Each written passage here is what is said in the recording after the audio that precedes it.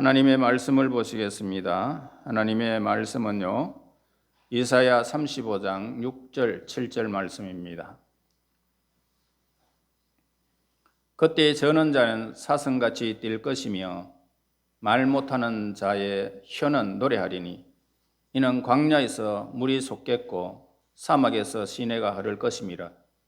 뜨거운 사막이 변하여 못이 될 것이며 마른 땅이 변하여 원천이 될 것이며 성냥이에 눕던 곳에 풀과 갈대와 푸들이 날 것이며. 아멘.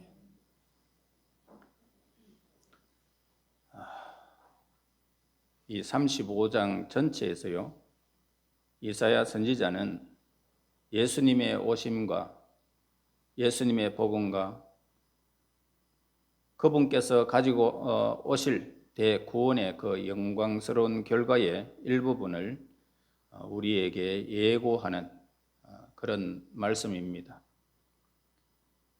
4절에 보면은 하나님이 오사 너희를 구하시리라 라고 말씀하고 있고요. 그 결과 본문에서 하나님이 이 땅에 오신다는 사실을 우리에게 가르쳐주면서 그때에 라고 합니다. 그러니까 앞 구절을 이렇게 시사하는 말씀이죠. 그때에 저는 자는 사슴같이 뛸 것이며 벙어리의 혀는 노래하리니 이는 광야에서 물이 솟겠고 사막에서 시내가 흐를 것임이라. 뜨거운 사막이 변하여 못이 될 것이며 메마른 땅이 변하여 원천이 될 것이라 라고 기록하고 있습니다. 자, 이것은 독특하고 전형적인 그런 구약의 인생관임과 그리고 동시에 중동인들이 인생을 바라보는 특유한 방법으로 이 말씀을 기록하는 것을 보게 됩니다. 당시의 중동인들은 유목민들이 많았습니다.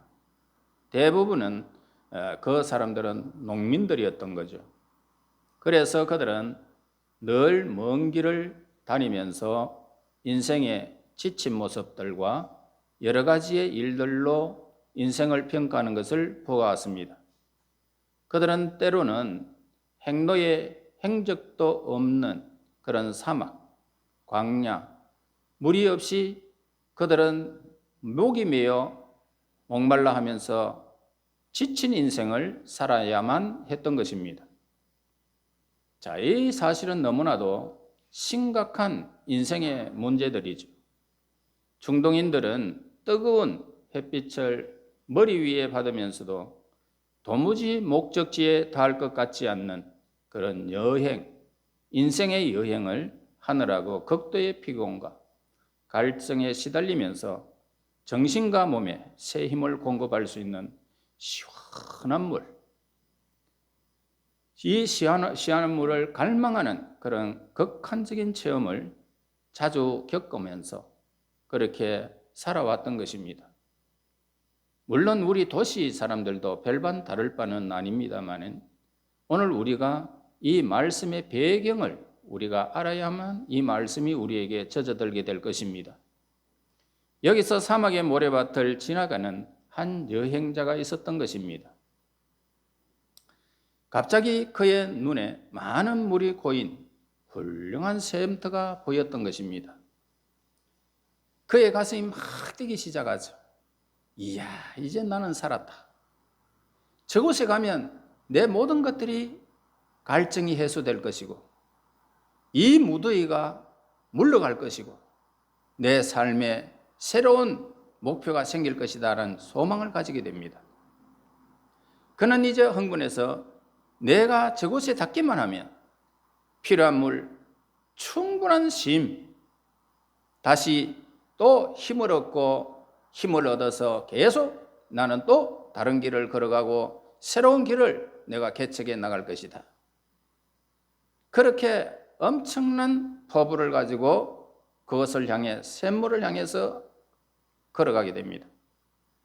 그러나 유감스럽게도 그 샘터에 도착해 보니까 그곳에는 뜨거운 열기가 내뿜고 내가 소망했던 것들이 다 산산이 조각난 채 열기가 내뿜는 모래밖에는 아무것도 없었던 것입니다. 그래서 오늘 이것을 인생의 신기루다 이렇게 말합니다. 신기루다. 신기루는 모양만 샘터처럼 보일 뿐이지 막상 가보면 샘터가 없다는 것입니다. 그 실망감은 이루 말할 수가 없습니다. 오늘 우리 인생 모두가 이런 신기루 속에서 하나의 환상 속에 살아가는 것이 우리 인생이라는 것입니다. 나는 저곳에만 가면 괜찮을 것이고, 나는 이제 대학만 졸업하면 내 삶이 펼쳐질 것이다. 그렇게 장가만 가면, 시집만 가면, 내 사업만 하면, 내가 어느 정도 목표에 다다르기만 하면 라고 하는 이 환상은 누구나 가지고 출발합니다. 그러나 인생은 그렇게 만만하지 아니하고 가보면 신기루에 불과하다는 것을 우리 인생은 느끼게 되는 것입니다. 실망한 여행자는 또 다시 길을 또 터벅터벅 걸어가게 됩니다. 그러다가 또 표면에 물이 찰랑찰랑 되는 훌륭한 물웅덩이를 또 발견하게 됩니다. 그는 이제는 다시 다행스럽다 이렇게 생각하고 감사한 마음으로 걸음을 또 재촉을 하게 됩니다. 하지만 가보면은 샘터도 없고 여전히 물도 없고 모래밖에는 없다는 것입니다. 그는 신기루에 미혹된 체험을 반복하면서 계속적으로 조그마한 물을 통에 담고 그것 다 떨어지기 무서울까 그것을 한 모금 한 모금 하며 여행을 또 시작하는 것입니다. 그럴 수밖에 없습니다. 이것이 오늘 이 본문의 배경을 우리에게 가르쳐 주는 것입니다. 신구약 이 성경은 인생이 이와 같다라고 한 목소리로 다 가르쳐 주는 것입니다. 성경은 이 세상에서의 우리의 삶이 하나의 여행길에 불과한 순례다, 나그네다 이렇게 우리에게 가르쳐 주고 있습니다. 인간은 이 세상에 들어와서 하나의 목적지를 향하여 그렇게 걸어가는 것입니다. 그러므로 이 나그네 인생은 여행객에 불과하다는 것입니다. 그러나 성경은 단순히 인생은 나그네다 이렇게 정의를 거치지는 않는다는 것입니다. 성경은 오늘 우리 인간들의 나그네로서의 이 세상을 지나가면서 항상 겪는 체험들이 어떤 것인지를 우리에게 말해주고 있는 것입니다. 자, 우리들은 인생을 출발할 때에는 모든 것이 아름답고 그리고 소망이 있을 것이다. 내 장래는 빛날 것이다. 행복할 것이다. 생각하며 출발하는 것입니다. 우리들이 인생살이에 별 문제가 없을 것으로 내 삶이 낙관적으로 생각하며 오늘 저와 여러분들은 이 세상 건강할 때, 부족함이 없을 때 그렇게 생각하며 살아가게 되는 것입니다. 그러나 우리들이 얼마 가지 않아 인생살이에 문제가 있고 어려움이 있다는 사실을 깨닫게 되며 사는 것이 피곤하고 쉽지 않다. 인생은 정말 쉽지 않구나. 이 사실을 세월이 가면 갈수록 깨닫게 된다는 것입니다. 우리들은 누구나 무엇을 찾는 사람들입니다. 우리는 인생길을 지나면서 종종 샘물을 찾아 헤맵니다. 그리고 그 헤매다가 또 샘물을 또 발견할 수도 있습니다. 그런데 그 샘물은 발견했다 싶었는데 신기루였다는 것입니다. 가짜더라. 나는 어느 정도 선에 있으면 나는 행복할 줄 알았는데 행복이 아니더라는 것입니다. 자, 예수님의 이 복음이 없으면은 이 나그네 눈에 비춰지는 그 모든 샘터, 이 샘터는 모두가 무엇이다? 신기루에 불과하다. 성경은 우리에게 말씀해 주고 있지 않습니까? 사람들이 항상 찾고 있는 것들이 있습니다. 그것들은 어떤 것들인지 몇 가지로 열거하도록 하겠습니다. 누구든지 무엇을 찾고 있습니까? 평안하기를 원합니다. 그리고 기쁨을 원합니다. 그리고 행복도 누구나 원하는 것들입니다. 사람마다 보람된 인생을 살고 싶지 않는 사람이 누가 있겠습니까? 그리고 무엇을 원합니까? 만족하고 안정된 삶을 살기를 원하는 것입니다. 우리들은 이 광야를 지나가는 중에 있습니다. 누구든지 그렇습니다. 우리들은 지금 어디에 있습니까? 사막 한가운데 있다는 것입니다. 이것은 논리의 여지가 없는 우리의 현실을 말해주고 있습니다. 이 나그네 길에서 우리들이 찾아야 할 것들이 있다는 것입니다. 우리들에게 필요한 것들이 분명히 오늘 이 험악한 세상을 살아가는 우리에게는 꼭 있다는 것입니다. 뭔가를 필요하다. 무엇 때문에 우리가 그 필요한 것들이 있을까요? 그것은 우리들이 이 세상 살아가면 너무나 피곤하기 때문입니다. 우리들은 우리에게 휴식과 힘과 활력을 주는 것들을 찾을 수밖에 없습니다. 이 같은 상황에서 우리들은 두 가지 가능성에 직면하게 됩니다. 첫째 하나는 이 세상이 제공해 주는 것입니다. 또 하나는 예수님께서 제공해 주는 것들입니다. 자, 이 두 가지 가능성들을 우리가 생각해 보고자 합니다. 이 세상은 우리들이 세속적 메시지를 듣고 받아들이게 되면 이 세상은 갖가지 방법으로 우리들이 갖기를 원하는 것들을 분명히 얻게 될 것이다. 이렇게 우리에게 다짐하면서 그것을 향하여 우리는 열정을 다하게 됩니다. 먼저 무엇이 주어집니까? 이 세상 것들을 향하여 세속 것들을 따르게 될 때 우리에게는 향응적 만족주의가 이루어지는 것입니다. 술 마시고 약물 투입하고 도박하고 스포츠하고 이런 것들을 통해서 우리는 만족을 느끼게 되어집니다. 이 세상은 우리들이 고민과 어려운 문제들을 잊어버리도록 이런 것들을 우리에게 늘 제공해 주는 것입니다. 많은 사람들은 이 세상이 제공해 주는 이 향응의 만족을 얻을 수 있다라고 믿고 있어. 그래서 돈을 마음껏 버리고 나는 향응에 취하겠다는 것입니다. 이 세상이 주는 즐거움에 내 모든 삶을 그냥 누리겠다는 것입니다. 어떤 사람은 돈으로 행복, 즐거움 살 수 있다라고 합니다. 그들은 인생의 모든 문제가 돈에 달려 있다. 그러면서 확신하면서 돈 벌기를 주저하지 않습니다. 그래서 그들은 인생의 존재의 목적을 재물 축적에 두고 돈 쓰는 재미로 살아가는 것입니다. 다른 사람들은 행복의 길을 배움과 지적인 활동을 통해서 열린다라고 생각하며 그렇게 배움과 지적인 활동을 향하여 걸어가게 됩니다. 그래서 그들은 예술도 하고 음악도 하고 철학도 하고 토론도 하고 평론도 하고 문학, 여러 가지 기타 연구 생활이나 지적인 창작 활동을 모든 삶을 통해서 투자하게 되어집니다. 그것에 몰두하기만 하면 우리가 필요한 모든 만족을 얻을 것이다. 그들은 주장하면서 그들의 모든 사성을 거기에 몰두하며 살아가게 되는 것입니다. 자, 인생의 행복, 인생의 이 행복을 결혼해서 찾아보려고 하는 사람들도 많이 있습니다. 가정이 행복의 보금자리다라고 믿고서 가정에 파묻혀서 일시적인 만족을 얻는 사람들도 있습니다. 그들에게 가정이라는 것은 뭡니까? 인생의 전부다 이렇게 생각하며 그 가정에 몰입하게 되어집니다.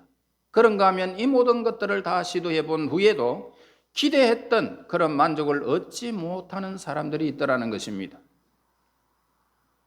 그들은 변화가 있어야 우리의 삶에 그 만족을 느낄 수 있다 이렇게 믿는 사람들입니다. 환경을 바꾸어 봅니다. 그리고 새 출발을 하면서 만사가 잘 될 것이다 그렇게 생각합니다. 이것은 현대사에서 발생되는 많은 인생 문제들을 설명하는 하나의 철학적인 사고방식이기도 한 것입니다.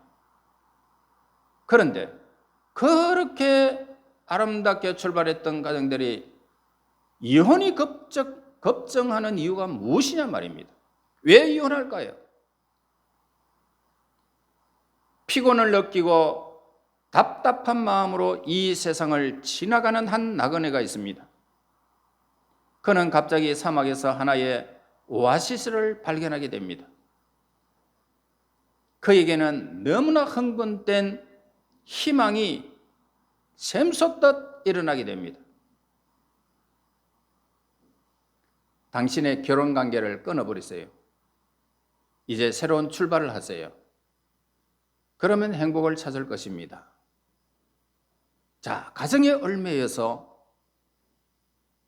그렇게 어려운 사막길을 건너가는 그 가운데 엄청난 오아시스를 발견했다는 것입니다. 자, 이제는 나는 가정이 필요 없고 이것에 몰두하겠다. 이것이 바로 사막의 신기루에 속삭이는 말의 의미인 것입니다.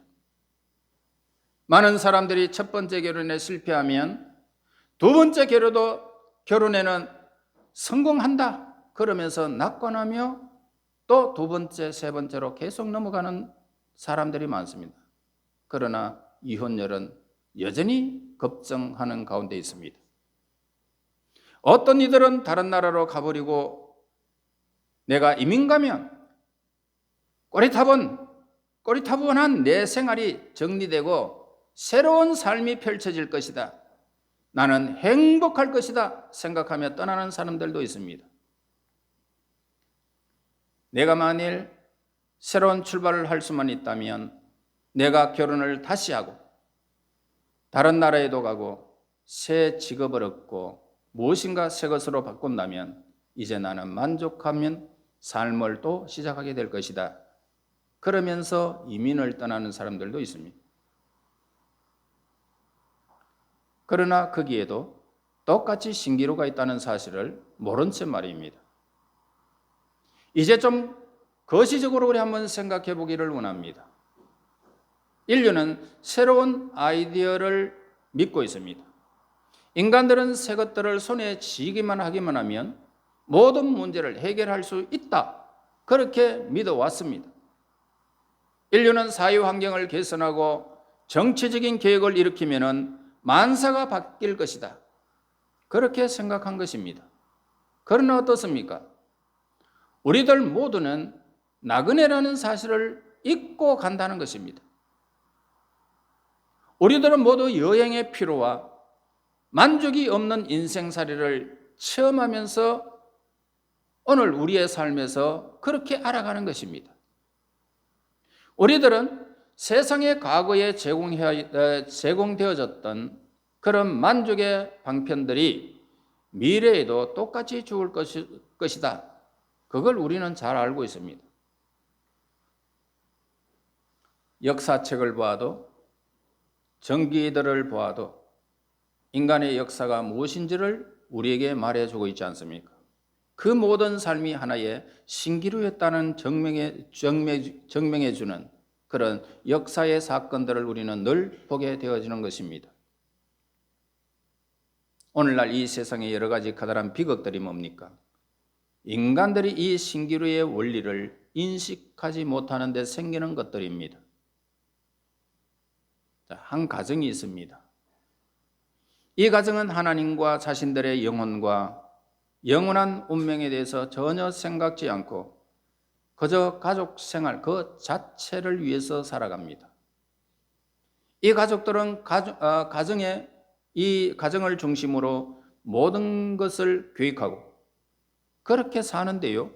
매우 이상적이고 행복한 삶인 듯 보게 되어집니다. 아마 여러분은 이 가정이 행복을 찾았다. 그리고 그들은 만족을 누린다. 라고 말할지는 모르겠습니다. 그런데 이 가정의 어머니가 갑자기 병이 들어버려요.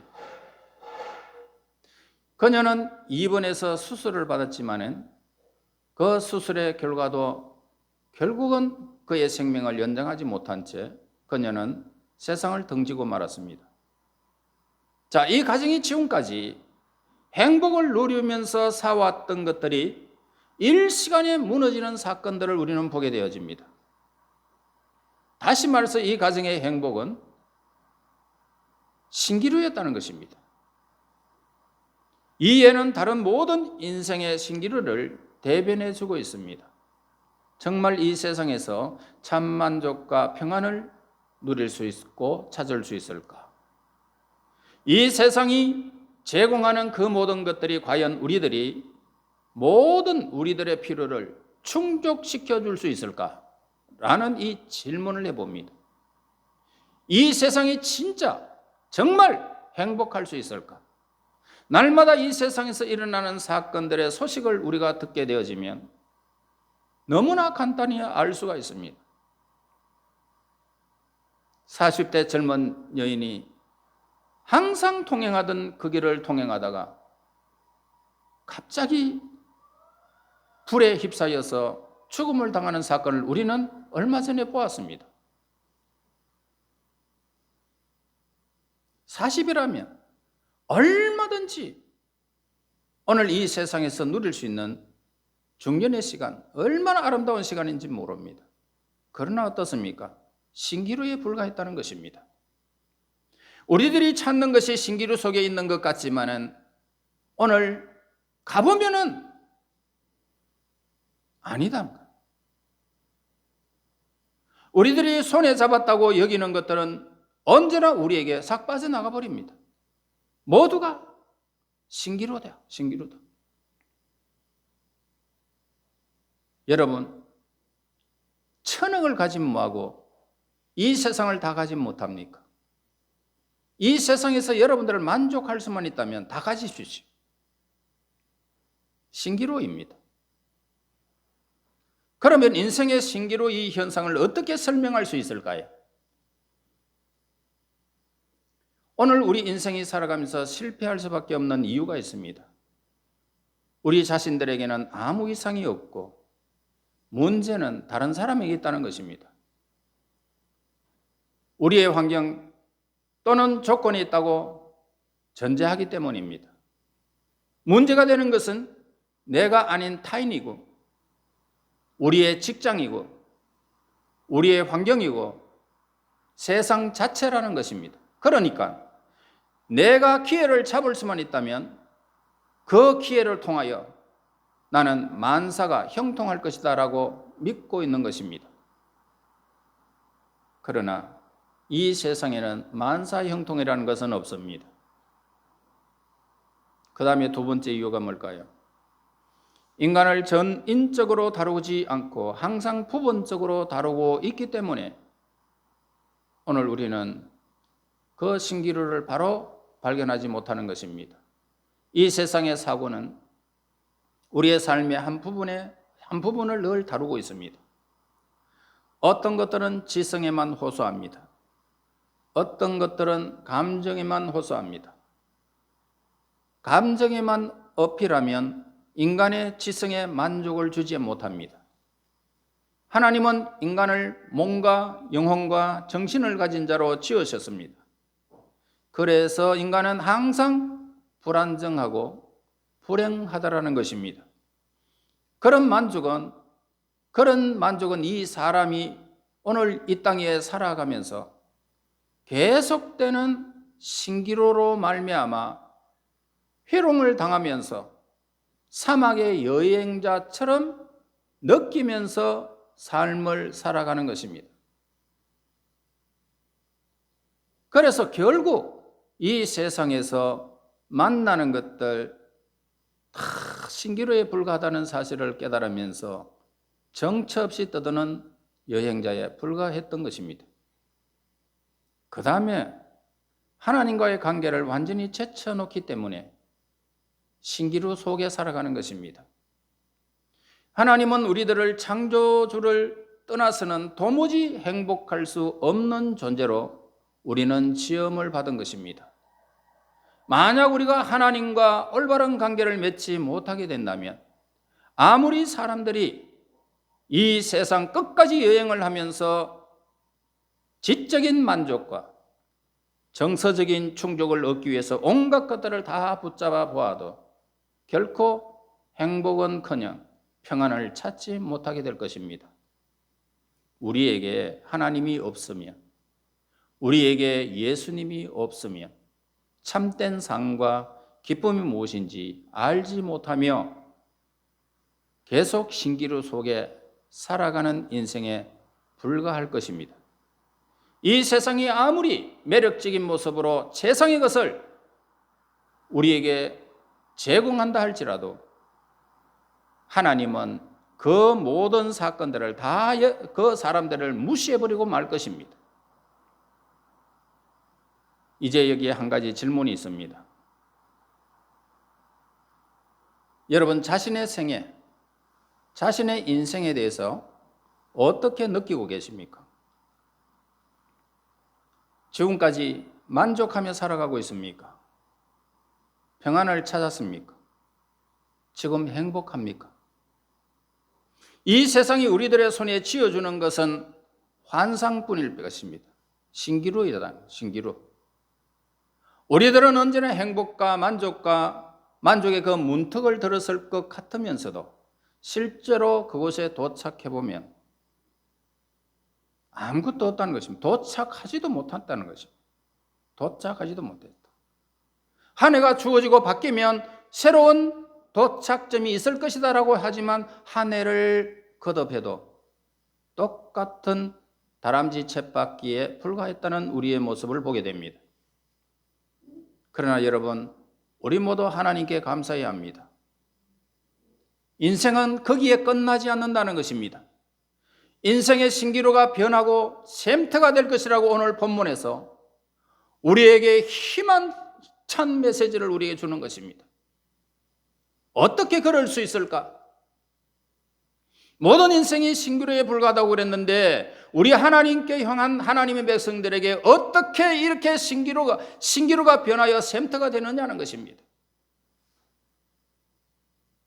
여러분, 하나님께서 좋은 소식, 기쁜 소식, 예수 그리스도의 이 복음이 신기루를 변화시켜서 샘터로 변화시킬 것입니다.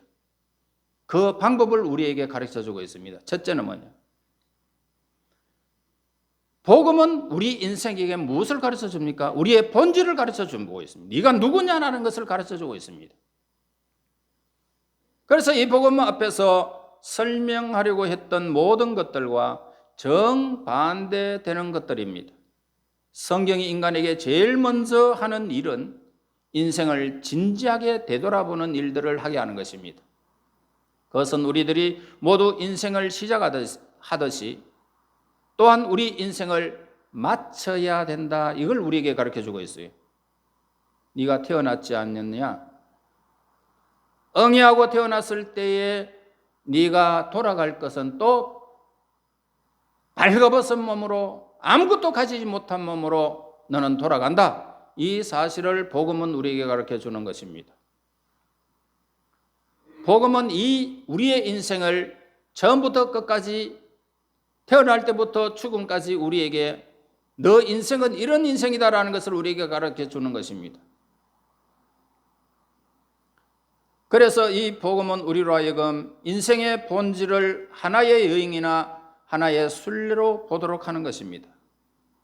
그래서 복음은 인간이여 당신은 오늘 여기에 있지만은 내일은 이 땅 위에서 없어질 수도 있습니다. 이것이 바로 인생이다라는 것을 가르쳐 주죠. 이제 이 시점에서 다시 출발하십시오라고 복음은 말합니다.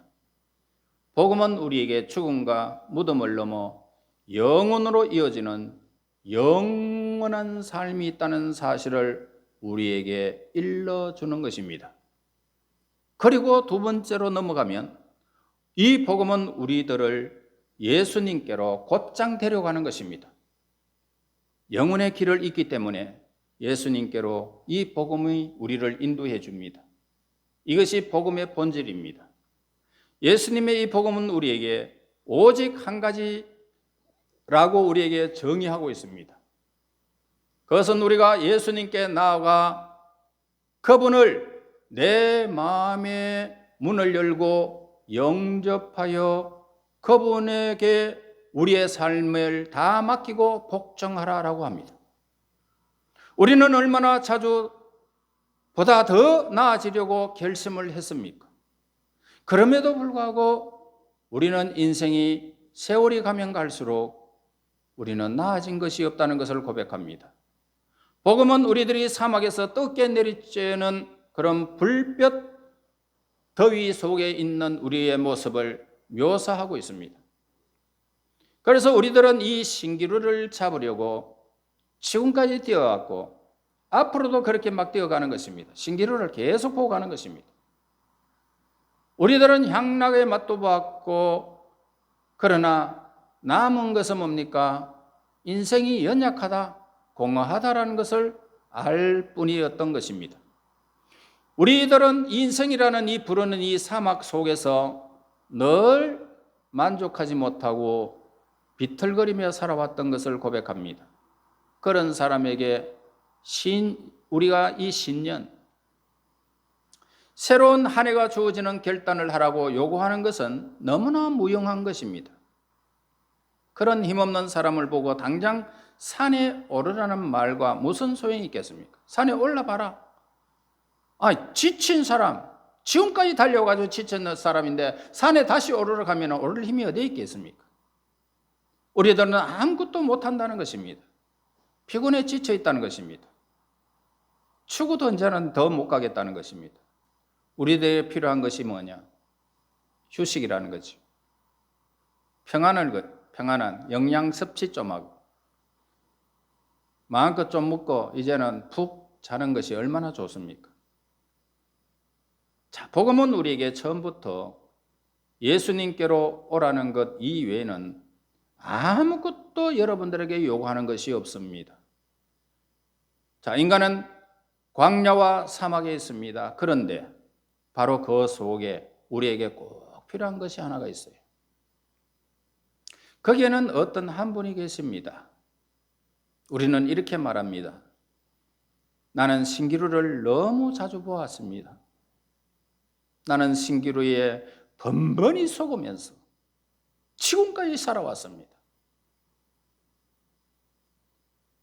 당신이 말하는 그분도 신기루가 아니겠습니까? 그러나 복음은 우리에게 뭐라고 말합니까? 그분께로 오십시오. 신기루가 변하게 될 것입니다. 무엇을요? 샘으로.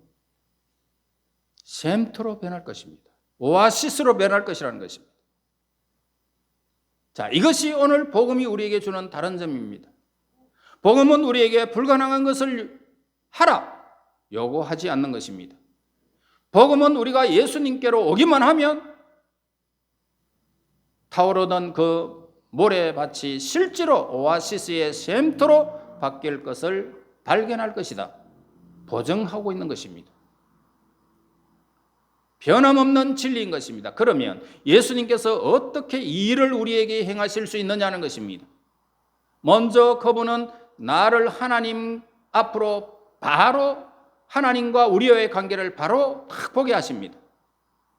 세상에서의 문제점들을 뭡니까? 하나님을 배제하고 우리의 삶을 향하는 것이 문제점이죠. 그러나 이 복음은 우리에게 이 세상에서 인생을 살고 있을 뿐만 아니고 또한 하나님을 마주보고 있다는 사실을 언제나 우리에게 상기시켜 주는 것입니다. 하나님과 언제나 마주보고 있다. 그런데 우리는 하나님께 죄를 지었다는 것을 밝혀줍니다. 하나님을 잊어버렸고 그것이 성경에서는 가장 나쁘다는 것을 알면서도 오늘 우리는 하나님을 외면한 채 살아온 그 잘못을 저질렀던 것입니다. 우리는 의도적으로 하나님께 등을 돌렸고 우리가 저지른 일이 이미 엎드러진 과거에 얼룩진 그런 과거의 모습인 것입니다. 이러한 우리가 어떻게 하나님과 바른 관계를 맺을 수 있습니까? 라고 우리 인생은 또 그렇게 절규합니다. 거기에는 오직 한 가지 대안이 있을 뿐이다 라고 우리에게 가르쳐 줍니다. 예수님이 그 대안이라는 것입니다. 예수님은 하나님의 아들이십니다. 예수님이 십자가를 지신 것은 우리를 위해서인 것입니다. 우리를 위해서. 우리의 죄를 위해서. 예수님은 우리의 모든 죄를 십자가를 지셨고 거기에 우리의 모든 죄를 담당하신 사건이 이루었고 거기에서 다 이루어다셨습니다. 예수님은 우리의 죄값을 감당하셨다는 것입니다. 하나님과 바른 관계, 즉 화목하게 하시기 위해서 십자가에서 죽음을 당하신 것입니다. 그리고 예수님은 우리들을 하나님 앞으로 바로 세워줄 뿐만 아니고 우리 자신들을 바르게 해주셨다는 것입니다. 예수님은 우리들에게 새로운 본성을 주셨고 이제는 하나님의 생명, 새 생명이 우리에게 주어져서 그 생명이 예수님으로 말미암아 지금 우리가 복음 안에서 자꾸만 하나님의 생명으로 지금 자라가고 있는 것입니다. 이 생명은 멈추지 않습니다. 샘입니다. 샘. 우리는 이제 이 새 생명 안에 다시 태어난 것입니다. 우리들은 새로운 본성을 받을 수 있었던 것입니다. 그래서 과거의 삶에서 익숙했던 것들을 이제 더 이상 원하지 않고 선한 것을 위하여, 하나님을 위하여 오늘 우리의 삶을 이렇게 자꾸만 하나님을 위하여, 하나님과 바른 관계를 위하여 이 새 생명이 자꾸만 하나님께로 자라가는 것입니다. 그것뿐만 아닙니다. 과거에 우리들에게 오랫동안 옛 원수들이 이길 수 있는 그런 힘과 능력을 하나님께서 우리에게 부여하신 것입니다. 복음은 나를 하나님 앞에 바로 세워주고 또한 나를 바르게 해주고 그리고 무엇보다도 예수님께서 우리의 필요한 모든 것 여러분들이 이 땅에서 태어나서 이 세상에서 생명을 다하는 그 순간까지 여러분의 자녀까지 여러분의 대대 이르는 그 자자손손 수천 대까지 복을 이미 약속해 주셨고 그 일이 복음 안에서 이루어가고 있는 것입니다. 예수님께서 우리를 죽음의 시간에 내버려 두고는 그리고 떠나지 않았다는 것입니다. 이 세상에 그냥 버려두고 우리를 떠나지 않았다는 것입니다. 이 세상이 주는 행복과 만족의 방편들을 우리는 한번 생각해 볼 수 있습니다. 죽음이 그것들을 모조리 다 앗아가고 말았던 것을 우리는 고백합니다. 인생이 그렇게 황홀하고 아름다운 삶을 살았던 그런 사람들도 죽음으로 말미암아 모든 것들이 다 그냥 사라져버리고 마는 것입니다. 먹고 마시는 향응도 우리를 돕지 못합니다. 돈과 예술과 음악 이외에도 그 모든 고상한 멋진 것들이 우리 인생에게는 다 소용없습니다. 그런 것들은 우리의 심장에서 출혈이 멎지 않고 있을 때에도 출혈이 멎을 때에도 아무런 도움을 우리에게는 주지 못하는 것입니다. 돈이 우리를 살리지는 못합니다. 연장은 할 수 있어도. 그러나 예수님께서는 생명으로 우리와 함께 하시며 죽음 속에서도 우리와 함께 하시며 여러분의 영원한 나라로 영접하여 드리겠다고 약속하고 있습니다.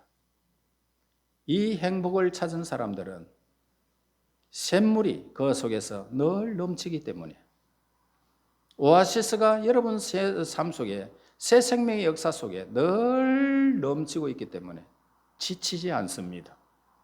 세상이 우리를 아무리 배반해도 아무리 억압해도 이 생명 속에 있는 하나님의 백성들은 지치지 않는다는 것입니다.